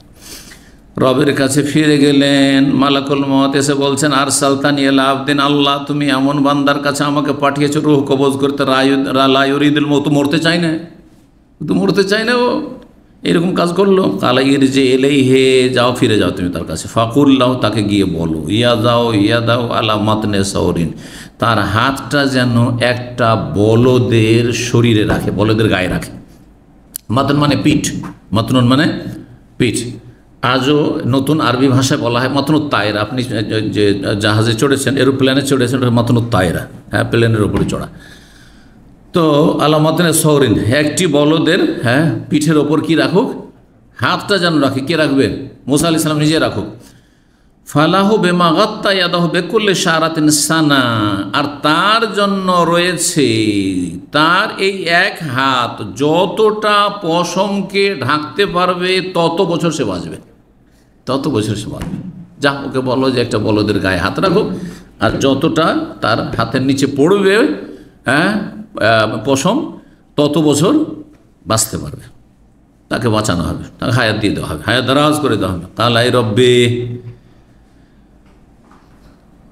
তারপর আসলেন মালাকুল মত, এখানে সংখ্যা আসলেন, আসার পর বললেন যে আল্লাহ এরকম বলে পাঠাইলেন আপনি হাত রাখেন আর আপনাকে একটি পশমের বিনিময়ে আপনাকে এক বছর হায়াত দেওয়া হবে। তখন আল্লাহর কাছে দরখাস্ত করলেন মুসা আলাইহিস সালাম, হে রব, তারপরে কি হবে? ঠিক আছে, বাঁচলাম, হয়তো আরও 500 বছর বাঁচলাম, ধর 500টা পশম আমার হাতের তলে পড়েছে, 500 বছর আরও বাঁচলাম। তারপরে কি হবে? আল্লাহ সুম্মাল মত, তারপরে মরতে হবে। কুল্লু নাফসিন যায়িকাতুল মউত, মরতে হবে। নবী হোক আর রাসূল হোক সবাইকে কি করতে হবে? মরতেই হবে। সুম্মাল মত কালা ফালান, যদি মরতেই হয় তো আবার বিলম্ব করে লাভটা কি? আল্লাহর সাথে তাড়াতাড়ি মোলাকাত করব। এটা হচ্ছে কার চরিত্র? যে পরকালমুখী, দুনিয়া বিমুখ, যার মধ্যে জহদ আছে। আর যে দুনিয়াকে কামড়ে ধরে আছে সে কখনো মরতে চাইবে? বরং তার কথা আল্লাহ কোরআন আমার আলফা সানা, 1000 বছর বাঁচতে চায়, মরতে চায় না। বুড়ো হয়ে গেছে তারপর মরতে চায় না, বুড়ো হয়ে গেছে আরও বেশি পয়সার লোক। আমার দেশে দেখবেন যত বুড়ো তত বেশি পয়সার লোক, কিন্তু আপনার চাইতে আপনার বাপ দাদার পয়সার লোক বেশি। পরীক্ষা করে দেখবেন, এই কয়টা পয়সার জন্য এত কষ্ট করে পয়সা দিচ্ছেন, আপনার লোভ নাই বলে বাপকে দিচ্ছেন, মাকে দিচ্ছেন, ভাই বোনকে দিচ্ছেন, কত কি দিচ্ছেন, কিন্তু আপনার বাবা নেওয়ার পরে আপনাকে বঞ্চিত করে দিচ্ছে, আপনাকে বঞ্চিত করে দিচ্ছে। বহু মানুষের তিক্ত অভিজ্ঞতা, বঞ্চিত করে দিচ্ছে। আর তারপরে নির্দ্বিধায় খরচ করে যাচ্ছে, ছেলে আমার কত কষ্ট করে টাকা পয়সা উপার্জন করছে, তার নামে কিছু করি, তার জন্য কিছু না, ওইসব চিন্তা নেই। তাহলে কি? পয়সার লোভ। যত বয়স বাড়ছে তত বেশি পয়সার লোভ, এটা অধিকাংশ মানুষের। বুড়ো বলে যেন রাগ না করে, কারণ বাস্তবতার কথা বলছি আমি এটা। জি, তো বলছেন যে তাহলে ফালান, এখনই আমার রূহ কবজ করা হোক। কিন্তু একটি দরখাস্ত করলেন, বলে ফাসাল আল্লাহ, আল্লাহর কাছে তিনি দোয়া করলেন, আইয়ুদিনী আহমিয়াল আরদিল মুকাদ্দাসাতে রামিয়াতা বিহাজারিন, আমি একটু দূরে আছি আল্লাহ, আমি, কারণ আম্বিয়া রসুলগণ যেখানে মারা যাবেন সেখান থেকে মৃতদেহ সরানো চলবে না, সেখানে দাফন করতে হবে। এটি হচ্ছে রহস্য যে নবী সাল্লাল্লাহু আলাইহি ওয়াসাল্লামকে মায়েশার কক্ষেই কেন দাফন করা হলো? যেখানে শুয়েছিলেন তিনি মৃত্যুসজ্জায় ইন্তেকালের পূর্বে, সেখানে কিন্তু বিছানাটা সরিয়ে দিয়ে সেখানেই কবর খনন করে সেখানে নবী সাল্লাল্লাহু আলাইহি ওয়াসাল্লামকে দাফন করা হয়েছে। এটা সমস্ত নবীদের ক্ষেত্রে প্রযোজ্য, সমস্ত নবীদের ক্ষেত্রে। মৃতদেহ সেখান থেকে কোথাও সরানো যাবে না, কবরস্থানে নেওয়া যাবে না, যেখানে মারা গেছেন সেখানে দাফন করতে হবে। তো মুসা আলাইহিস সালাম তখন একটু বাইরেই ছিলেন, তিনি চাইছেন যে মুকাদ্দাস জমিন মানে ফিলিস্তিনে আমার ইন্তেকালটা হোক, মোবারক ভূমি। তো তিনি দোয়া করলেন আল্লাহর কাছে, আল্লাহ আমি একটু দূরে আছি, আমাকে একটু সময় দাও, যাতে বা আমাকে তাড়াতাড়ি করে আমাকে সেখানে পৌঁছে দাও। আল্লাহ যেন তাকে নিকটবর্তী করে দেন মোবারক ভূমির কতটা? রামিয়াতান বিহাজারিন, রামিয়াত একটি পাথর ছোঁড়ার দূরত্ব সমপরিমাণ, মানে বাইতুল মুকাদ্দাসের কাছাকাছি, বাইতুল মুকাদ্দাস থেকে একটা পাথর ছুঁড়লে মুসা আলাইহিস সালামের কবর কাছে পৌঁছবে, এত দূরে সেখানে যেন আমার কবরটা হয়। আবু হুরায়রা রাদিয়াল্লাহু তাআলা বলছেন ওই হাদিসি অংশ, রাসূলুল্লাহ বলেন ফালাউ কুনতু সাম্মা, আমি যদি এখন, যে মদিনায় হাদিসটি বয়ান করছেন, আমি এখন যদি সেই বাইতুল মুকাদ্দাসের কাছে প্যালেস্টাইনে থাকতাম, সাম্মা, সুম্মা নয়, সাম্মা মানে হোনালিকা, সেখানে, তো লা আরাইতুকুম কাবরাহু, তার কবর আমি তোমাদেরকে দেখিয়ে দিতাম। আমি জানি যে মুসা আলাইহিস সালাম কবর কোথায় আছে, ওহির মাধ্যমে জানেন নবী সাল্লাল্লাহু আলাইহি ওয়াসাল্লাম। মিন জানিবিত, রাস্তার পাশে রয়েছে, তাহতাল কাসিবিল আহমারে, লাল বালির টিলার নিচে তার কবর অবস্থিত। কাসিব মানে হচ্ছে বালির টিলা, আর আহমার মানে হচ্ছে লাল, লাল বালির নিচে অবস্থিত মুসা আলাইহিস সালামের কবর সেখানে। কালা আখবরনা মামরান হামামি কালা হাদাসা আবু আইন নবী সাল্লাল্লাহু আলাইহি এরকম আরও একটি সূত্রে বর্ণনা করেছেন। 3408 নম্বর হাদিস বর্ণনা করছেন আবু হুরায়রা রাদিয়াল্লাহু তাআলা আনহু, তিনি বলছেন ইস্তাব্বার রাজুল মিনাল মুসলিমিন, জনৈক মুসলিম আর জনক ইহুদি আপোষে গালাগালি শুরু করলো, মানে তর্ক, একটু ঝগড়া হয়ে গেল। সবাব থেকে ইস্তাব্বা, একজন মুসলিম আর আরেকজন ইহুদি আপোষে একে অপরকে কি করতে লাগলো, গাল দিতে শুরু করলো অথবা ঝগড়া শুরু করলো। ফকাল মুসলিম, তখন মুসলিম বলে উঠলেন, ওয়াল্লাযী ইসতাফা মুহাম্মাদান আল আলামিন, সে আল্লাহর কসম করে বলছি যিনি মনোনীত করেছেন মুহাম্মদ সাল্লাল্লাহু আলাইহি ওয়াসাল্লাম বিশ্ব জগতের ওপর, মানে শ্রেষ্ঠত্ব দিয়ে। ফি কাসামিন ইউকসামু বিহি, মানে তিনি কসম করলেন এই কসমটি, নবী সাল্লাল্লাহু আলাইহি সাল্লামকে আল্লাহ বিশ্ব জগতের ওপর কি করেছেন, মনোনীত করেছেন শ্রেষ্ঠ করে। ফাঁকা ইহুদি কি আর সেটা বরদাস্ত করতে পারে? কারণ ইহুদি তো নবী সাল্লামকে মানে না, বিশ্বাস করে না নবী বলে। ইহুদি বলে উঠল, ওয়াল্লাযী ইসতাফা মূসা আলাল আলামিন, সেই আল্লাহর শপথ করেছি, সেই সত্তার শপথ যিনি মূসা আলাইহিস সালাম বিশ্ব জগতে মনোনীত করেছেন। মুসলিম মদিনায়, আর এই ইহুদির কত সাহসী, মদিনায় নবী সাল্লাল্লাহু আলাইহি সাল্লাম বেঁচে আছেন, আমাদের মাঝে অবস্থান করছেন, আর মূসা আলাইহিস সালামকে নবী সাল্লাল্লাহু আলাইহি সাল্লামের ওপর শ্রেষ্ঠত্ব দিচ্ছে, মেনে নেওয়া যায়? তো বলছেন যে মুসলিম ব্যক্তি তখন নিজের হাতটা উঠালো, সেই সময় ইন্দাজালিক ফাল্লাতাম আল ইহুদি, আর ইহুদিকে একটা থাপ্পড় মারল, দিল একটা চড়। ফাজাহাব আল ইহুদি, তখন ইহুদি কাঁদতে কাঁদতে নবী সাল্লাল্লাহু আলাইহি ওয়াসাল্লামের কাছে চড় খেয়ে নবী সাল্লাল্লাহু আলাইহি ওয়াসাল্লামের কাছে গেল, গিয়ে বলল ফা আখবারাহু বিল্লাযী কানা মিন আমরিহি, যে ঘটনা ঘটে সেই ঘটনা বর্ণনা করলো যে আপনার সঙ্গে আমার উপর জুলুম করলো, আমাকে মেরে দিল এরকম। ও আমরুল মুসলিম, সেই মুসলিমের সাথে যা তার ঘটেছে বলল। ফাকালা, তখন নবী সাল্লাল্লাহু আলাইহি ওয়াসাল্লাম অন্য হাদিসের সে লোকটিকে ডাকলেন, তার বলেন তুমি কেন মারলে ওকে? এই জন্য মেরেছি, আপনার ওপর শ্রেষ্ঠত্ব দিয়েছে মূসা আলাইহিস সালামকে, আপনি আমাদের মাঝে বেঁচে আছেন, আর আপনার ওপর যদি ফজিলত দিত ওইটা মেনে নিতে পারি, আমি বরদাস্ত করতে পারিনি। জি, অনেকে এইরকম আমাদের কোরআন শোনা অনুসারী ভাইয়েরা অনেকে আবেগী মনে করেন যে আমাদেরকে যখন গাল দেয় তখন বলো যে আমি ইচ্ছা হয়েছিল খুব মারিয়ে দিই, আমি যেন খবর দেন, এটা কে বলি, সেটা তো আদর্শ না, আম্বিয়া রসুলকে আদর্শ না। আম্বিয়া রসুল গাল খেয়েছেন কিন্তু প্রতিশোধ নিতে হবে, যাও মেরে এসো, না এটা করেননি তো, সুতরাং এটার কখনো পারমিশন নেই। নবী সাল্লাল্লাহু আলাইহি ওয়াসাল্লাম কি বলছেন, লা তুখাইয়িরু আলা মূসা, আমাকে মূসা আলাইহিস সালামের উপর তোমরা শ্রেষ্ঠত্ব দিও না। কেন? অথচ শ্রেষ্ঠ তারপরে শ্রেষ্ঠত্ব দিও, এটা হচ্ছে বিনয়ী হওয়া, এটা হচ্ছে বিনয়ী হওয়া, যে আপনি নিজেকে ছোট না হয়ে ছোট মনে করছেন, এটা সবচেয়ে ভালো চরিত্র। যারা বড় বড় আলেম দেখবেন, যত বড় আলেম তত কিন্তু নমনীয়, তত বিনয়ী, আর যত অল্প বিদ্যা তত বেশি হারি বাপরে, ও শুধু তার দাপড় দিয়ে নিতে চায়, শুধু মানুষকে শুধু বিভ্রান্ত করতে চায় যে আমার কাছে আছে কিছু নেই আসলে। হ্যাঁ, ও ঢোল বাজছে, ঢোলের ভিতরে যেমন কিছু নেই, ও ঢোল বাজছে ওইরকম। তো ফাইনাল নাসে আসা কোন, কারণ মানুষরা কী হবে, অজ্ঞান হয়ে যাবে হাসর মাঠে। হ্যাঁ, যখন কিয়ামতের দিন, কিয়ামত যেদিন হবে সেদিন প্রথম কি হবে, প্রথম সিংহে ফুৎকারের সাথে অজ্ঞান হয়ে যাবে। ফাকুন আউয়াল মাইয়ুফ, তারপরে কিয়ামতের মাঠে আগমনের জন্য প্রথম যেই ব্যক্তির হুঁশ ফিরে আসবে, জ্ঞানে ফিরে আসবে, সে হচ্ছে আমি। ফাকুন আউয়ালা মাইয়ুফি, প্রথম নবী সাল্লাল্লাহু আলাইহি ওয়াসাল্লামের হুঁশ ফিরে এসছে। ফাইদা মূসা, দেখছেন যে মূসা আলাইহিস সালাম আরশের একটি পায়া ধরে আছে, আরশের খুঁটি ধরে আছে, স্তম্ভ ধরে আছে। বা তেসন বে জানিবিল আরশ, আরশের এক কিনারা ধরে আছে। এখানে কিনারার কথা রয়েছে, গতকালকে বা পরশু একটি হাদিস এসেছিল, সেই হাদিসে কি রয়েছে, বে কায়মাত মিন কাওয়াইমিল আরশ, মানে আরশের একটি খুঁটি বা স্তম্ভ ধরেছিলেন।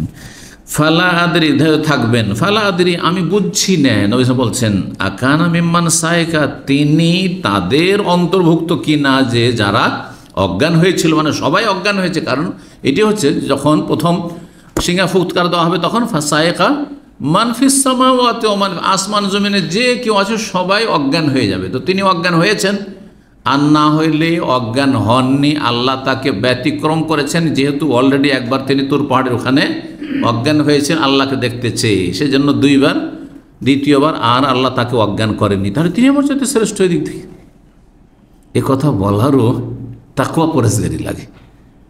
যদিও আমার কাছে এলেম বেশি থাকুক, তারপরে আরে তার মধ্যে অন্য একটা গুণ আছে যেটা আমার সাথে বিশেষ বলার মতো লোক যদি থাকে, তাহলে জানতে হবে যে হ্যাঁ, নবী রসুলের চরিত্র আছে এখনো। জি, ফালা আদরি আকানা মিম্মান সায়কা, তিনি যারা অজ্ঞান হয়েছে তাদের অন্তর্ভুক্ত। ফাফা কাকা বলি, কিন্তু আমার আগেই তিনি সজ্ঞানে ফিরে এসছেন। আউকানা মিম্মান ইস্তাসনাল্লাহ, অথবা আল্লাহ তাকে ব্যতিক্রম করেছেন, যারা অজ্ঞান হয়েছে তাদের থেকে তাকে আল্লাহ স্বতন্ত্র রেখেছেন, তার জ্ঞান হারায়নি, এটাও তো হইতে পারে। জি, তাহলে সেটা যদি হয় তো সেটাও সম্মান, আর আমার আগে যদি হুঁশে চলে আসে সেটাও সম্মান। জি, অথচ একটি বিষয়। 3409 নম্বর হাদিস। হাদিস বর্ণনা করছেন আবু হুরায়রা রাদিয়াল্লাহু তাআলা আনহু বলছেন, রাসূলুল্লাহ সাল্লাল্লাহু আলাইহি ওয়াসাল্লাম বলেন, ইহতাজ্জা আদম মুসা, আদম আর মুসা আলাইহিস সালাম একবার তর্কে জড়িয়ে গেলেন। কোনখানে দেখা হয়ে গেল আদম আর মুসা? হ্যাঁ, রুহের জগতে, তাহলে তাই না? রুহের জগতে আদম আর মুসার দেখা হয়ে গেল, আর দুইজনে কি করছেন? তর্ক শুরু করেছেন। ফাকাল মুসা, মুসা আলাইহিস সালাম বললেন, আনতা আদম, আপনি আদম, আল্লাযী আখরাজাতকা খাতিয়াতুকা মিনাল জান্নাতে, যার পাপের কারণে জান্নাত থেকে বের হইতে হয়েছে। অন্য রিওয়ায়াতে রয়েছে যে আপনি আমাদের পিতা আদম, আপনি ওই অন্যায়টা করার কারণে আমাদেরকে জান্নাত থেকে বের হয়ে, না হলে আমরা জান্নাতে থাকতে পারতাম। কি করেছেন আপনি? জি, তখন ফাকাল আদম, আদম আলাইহিস সালাম বলছেন মুসাকে, আনতা মুসা আল্লাযী ইস্তাফাকাল্লাহু বিরিসালাতি বিকালামিহি, তুমি সেই মুসা যাকে আল্লাহ মনোনীত করেছেন তার রিসালাত দিয়ে, মানে রসুল করে, এবং তার সাথে সরাসরি কথোপকথন করে, কথা বলে, কাল্লামাল্লাহু মুসা তাকলিমা। সুম্মা তালুমনি, তুমি এত বড় একটা নবী, তারপর আমাকে তুমি তিরস্কার করছো, আলা আমরিন, এমন একটি বিষয়ে, কুদ্দিরা আলিয়া কাবলান উখলাক, আমাকে সৃষ্টি করার আগেই সেটা অলরেডি তকদিরে লেখা হয়েছে, তকদিরে লেখা আছে, সেই বিষয়ে তুমি তিরস্কার করছো, ধিক্কার দিচ্ছ, এটা তোমার জন্য ঠিক হচ্ছে? তো এই তর্কে জিতলেন কে? হ্যাঁ, বলছেন ফাকাল রাসূলুল্লাহ সাল্লাল্লাহু আলাইহি ওয়াসাল্লাম, রাসূল বলেন, ফাহাজ্জা আদম মুসা, আর সুতরাং আদম আলাইহিস সালাম মুসার ওপর জিতে গেলেন, বিজয়ী হয়ে গেলেন। মাররাতাইন, দুইবার করে বললেন কথাটি রাসূলুল্লাহ সাল্লাল্লাহু আলাইহি ওয়াসাল্লাম। কীভাবে জিতলেন? হ্যাঁ, তাহলে এখন যদি আপনাদেরকে একটু এমন একটা প্রশ্নে ফাঁসিয়ে দিই, সেটা হচ্ছে, আচ্ছা যদি এখন একটা লোক কেউ মারামারি করে নিল, এখানে মারামারি করে নিল, অথবা একটা কোনো অপরাধ করে নিল, হ্যাঁ, কোনো একটা অপরাধ করে নিল, আর তারপরে আবার বলে এটা আপনার করা ঠিক হলো, তো যদি সে বলে যে আপনি জানেন না যে আসমান জমি সৃষ্টি 50 বছর আগে তকদিরে লেখা আছে যে ওইখানে যাবো আমি, ওইখানে মারামারি হবে, ঝগড়া হবে, এরকম একটা পাপ হবে, অন্যায় হবে, এটা লেখা নেই তকদিরে, আমার তকদিরে লিখছে, আমার কি দোষ? তাহলে আমরা হারলাম, সে জিতলো না? হ্যাঁ, তো সে কেউ যদি তকদিরকে দলিল বানিয়ে আজকাল পাপ করা শুরু করে, যেমন আজকালকার অসৎ লোকেরা কি করে, তকদিরে থাকলে জান্নাত আছে, আর না হইলে নাই, নামাজ রোজা কইরাও নাই, সেজন্য নামাজ রোজা করবে না, চলবে? এটা চলবে না। তাহলে পার্থক্য কি? এখানে আদম জিতলেন আর আমি জিতলাম না, মানে? হ্যাঁ, বলেন, পার্থক্য আছে। দেখেন, তকদিরকে দলিল হিসাবে, হুজ্জত হিসাবে পেশ করা যাবে না কোনো কিছু ঘটে যাওয়ার আগে, এখনো কোনো কিছু ঘটেনি, কোনো অপরাধ ঘটেনি, আর আপনি তকদিরকে ধরেন একটা জান্নাত না জাহান্নাম এখন পরে, আপনার এখন কর্মজগৎ, আমলের জগৎ, আপনাকে ভালো আমল করতে বলা হয়েছে, ঠিক কিনা? এখন আপনার জান্নাত না জাহান্নাম কিছু ঘটেনি, আগে থেকে বলবেন যে আমার যদি জাহান্নাম তকদিরে থাকে তার নামাজ রোজা করে কি আর পাবো, সুতরাং নামাজ রোজা করে লাভ কি আর না করে লাভ, করবো না, চলবে? কিন্তু একটা ঘটনা ঘটে গেছে, ধরেন একটা লোক নিচে থেকে আসছিল, আর তারপরে কারোর সাথে মারামারি করে চলে এসছে, আসার পরে জানতে পারলাম যে এই মারামারি করে এসছে। ওকে যদি আমরা এখন তিরস্কার করি যে তোমার এইটা করা মানুষের কাজ হয়েছে, কেন এগুলো করতে গেলে, হ্যাঁ, যা হয়েছে হয়েছে, এখন ও যদি বলে যে এখন আমাকে তিরস্কার করে লাভ আছে, আমার অপরাধটা হওয়ার আগে বলতেন তো নসিহতটা কাজে আসতো, কিন্তু যেটা ঘটার তো ঘটেই গেছে, যেটা ঘটার এখন বলে লাভ আছে। আর একটা উদাহরণ দিই, ধরেন একটা লোক নতুন ড্রাইভার, লাইসেন্স আছে, গাড়ি চালাচ্ছে, আর আপনার কোনো আপনজন প্রিয়জন, আপনার ছেলে, আপনার ভাই তার গাড়িতে চড়ে চলে গেছে, হ্যাঁ, আর তারপরে অ্যাক্সিডেন্ট হয়ে গেছে। অ্যাক্সিডেন্ট হয়ে যাওয়ার পরে যদি তাকে তিরস্কার করেন আর তাকে যদি গালমন্দ বকাবকি করেন, এতে কোনো লাভ আছে? যেটা ঘটার ঘটে গেছে, যেটা ঘটার ঘটে গেছে। কিন্তু যখন যাচ্ছিল একটা নতুন ড্রাইভারের সাথে, তখন এই দুর্ঘটনা ঘটার আগ পর্যন্ত আপনি বলতেন তো কাজ হইত। এবার বুঝতে পেরেছেন? তো আদম আলাইহিস সালামকে যখন তিরস্কার করছেন, ভর্ৎসনা দিচ্ছেন কে? মূসা আলাইহিস সালাম। ঘটে যাওয়ার পরে এখন বললেন লাভ আছে, যা হওয়ার হয়ে গেছে, তারপর আল্লাহর কাছে আমি তওবা করে নিয়েছি, আল্লাহ মাফও করে দিয়েছেন, এটা তকদিরে ছিল। তখন তকদির কথা বলা যায়। এই জন্য হাদিসে আছে যখন কোনো কষ্টের কিছু ঘটে যাবে তখন কি বলবে?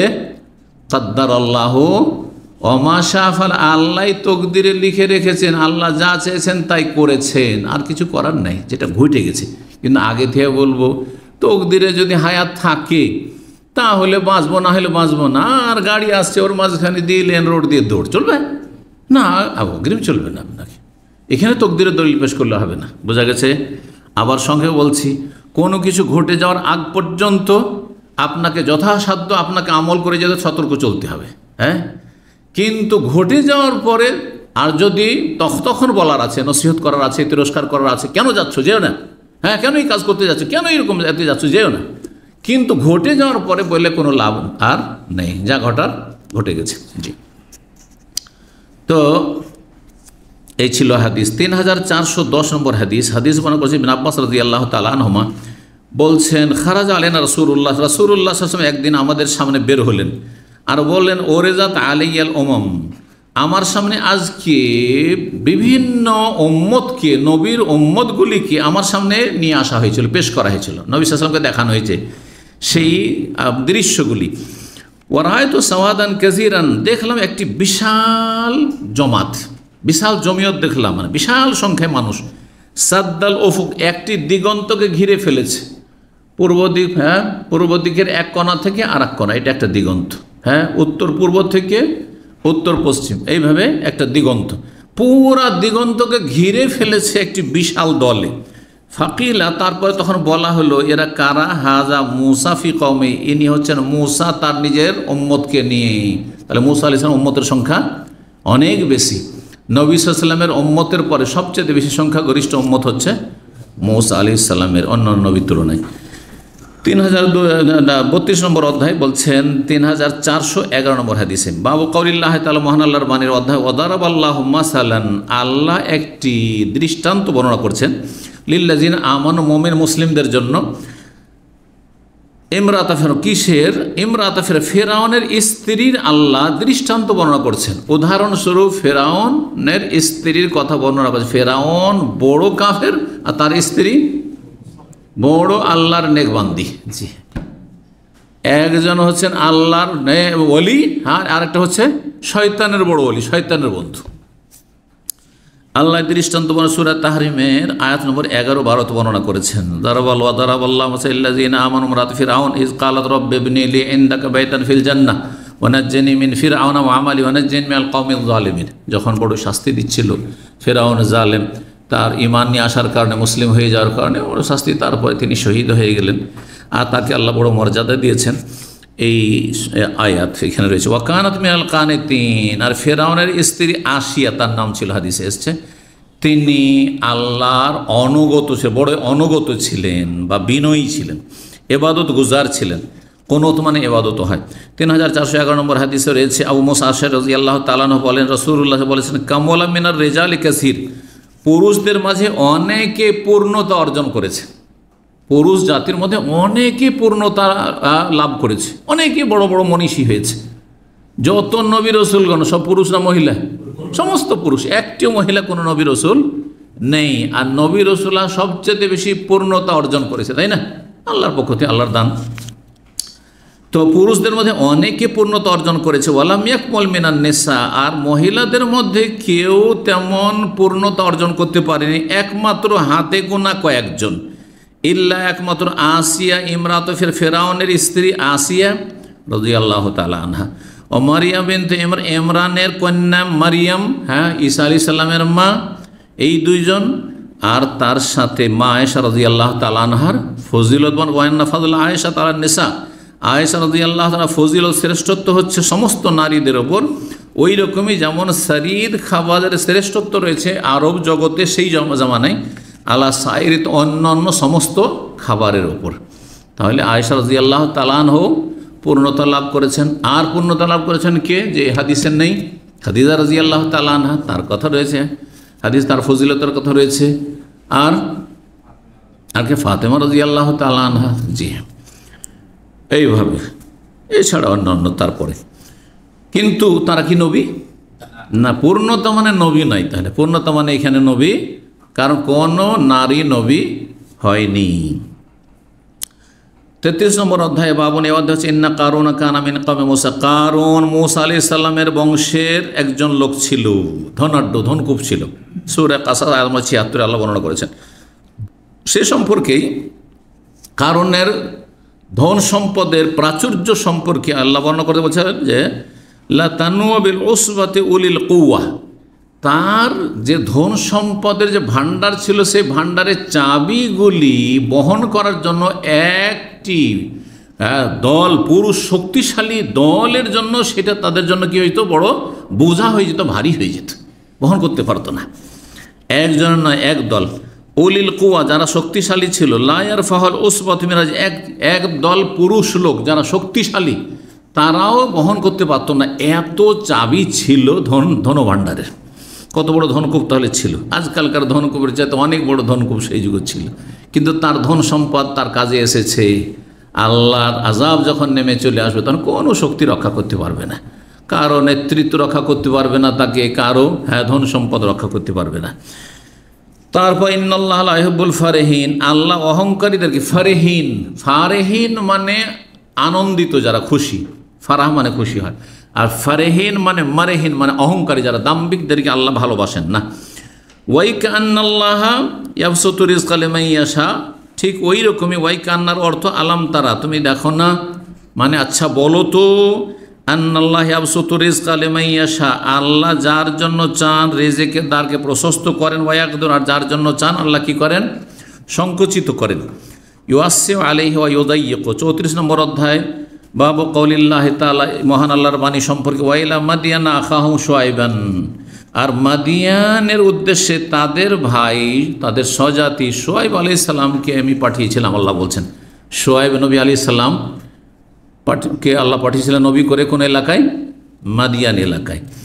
তো মাদিয়ানে পাঠিয়েছিলেন মানে মাদিয়ানবাসীর উদ্দেশ্যে পাঠিয়েছিলেন, এলাকাকে তো আর হেদায়েত করতে যায়নি, এলাকাবাসীকে বা শহরবাসীকে হেদায়েত করতে পাঠিয়েছেন। এই জন্য বলছেন যে এখানে ছিল আহলে মাদিয়ান, মাদিয়ানের অধিবাসী বা বাসিন্দাদের উদ্দেশ্যে আমি পাঠিয়েছিলাম।